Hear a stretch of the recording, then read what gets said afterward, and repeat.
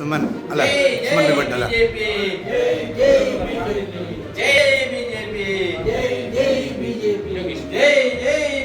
Paivalike panchayat standing ಸಮಿತಿ ಚುನಾವಣೆ. BJP ಅಭ್ಯರ್ಥಿಗೆ ಮುಸ್ಲಿಂ ಲೀಗ್ ಸದಸ್ಯರ ಬೆಂಬಲ.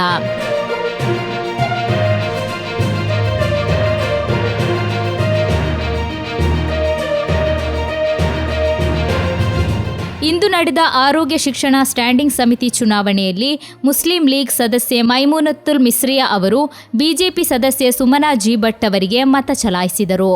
ಇದರೊಂದಿಗೆ ಬಿಜೆಪಿ ಸದಸ್ಯೆ ಸುಮನಾ ಜಿ ಭಟ್ ಅವರು ಆರೋಗ್ಯ ಶಿಕ್ಷಣ ಸ್ಟ್ಯಾಂಡಿಂಗ್ ಸಮಿತಿಯ ಅಧ್ಯಕ್ಷರಾಗಿ ಆಯ್ಕೆಯಾಗಿದ್ದಾರೆ. ಕಡಂಕೋಡಿ ವಾರ್ಡ್ನಿಂದ ಗೆದ್ದಿರುವ ಮುಸ್ಲಿಂ ಲೀಗ್ ಸದಸ್ಯೆ ಮೈಮೂನತ್ತುಲ್ ಮಿಸ್ರಿಯಾ ಅವರು ಕುರುಡಪದವ್ ವಾರ್ಡ್ನಿಂದ ಆಯ್ಕೆಯಾದ ಬಿಜೆಪಿ ಸದಸ್ಯೆ ಸುಮನಾ ಜಿ ಭಟ್ ಅವರಿಗೆ ಮತ ನೀಡಿದರು.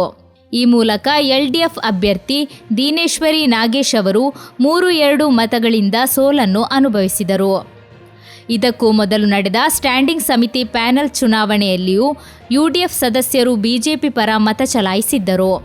ಈ ಘಟನೆ ಕೇರಳ ರಾಜಕೀಯದಲ್ಲಿ ವ್ಯಾಪಕ ಚರ್ಚೆಗೆ ಕಾರಣವಾಗಿತ್ತು. ಪೈವಳಿಕೆಯ ರಾಜಕೀಯ ಬೆಳವಣಿಗೆಗಳು ಮುಂದಿನ ವಿಧಾನಸಭಾ ಚುನಾವಣೆಯಲ್ಲಿಯೂ ಪ್ರಮುಖ ಚರ್ಚಾ ವಿಷಯವಾಗುವ ಸಾಧ್ಯತೆ ಇದೆ. പൈവളിക്കെ ഗ്രാമപഞ്ചായത്തിൽ കഴിഞ്ഞ ദിവസം സ്റ്റാൻഡിംഗ് കമ്മിറ്റി അംഗങ്ങളെ തിരഞ്ഞെടുക്കുന്നതുമായി ബന്ധപ്പെട്ട്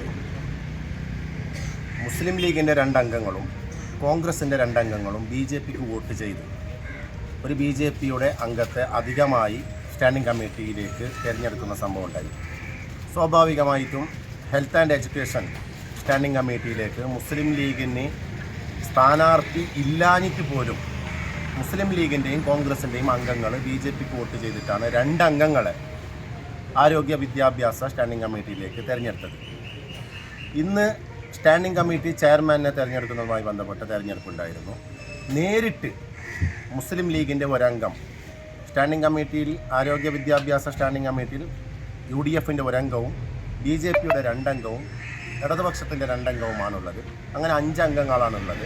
പക്ഷേ 1-ാം വാർഡിൽ നിന്ന് വിജയിച്ച് വന്ന സുമന ജി ഭട്ട് എന്ന് പറയുന്ന ബി.ജെ.പി സ്ഥാനാർത്ഥിക്ക് മുസ്ലിം ലീഗിൻ്റെ 21-ാം വാർഡിൽ നിന്ന് മത്സരിച്ച് വിജയിച്ച നഫീസത്ത് മിസ്രിയ എന്ന് പറയുന്ന മുസ്ലിം ലീഗിൻ്റെ അംഗം നേരിട്ട് ബി.ജെ.പിക്ക് വോട്ട് ചെയ്യുന്ന സ്ഥിതിയാണ് ഇന്നുണ്ടായത്. അതുകൊണ്ടാണ് ആരോഗ്യ വിദ്യാഭ്യാസ സ്റ്റാൻഡിംഗ് കമ്മിറ്റി ചെയർമാനായി ബി.ജെ.പിയുടെ സുമന ജി ഭട്ട് തിരഞ്ഞെടുത്തത്. ಕೋಲಿಬಿ ಮೈತ್ರಿಯ ವಿರುದ್ಧ ರಾಜಕೀಯ ಅಭಿಯಾನ ನಡೆಸಲು ಸಿಪಿಐಎಂ ತೀರ್ಮಾನಿಸಿದ್ದು, ಇದರ ಭಾಗವಾಗಿ ವಾಹನ ಪ್ರಚಾರ ಜಾಥಾವನ್ನು ಸಹ ಆಯೋಜಿಸಲಾಗಿದೆ.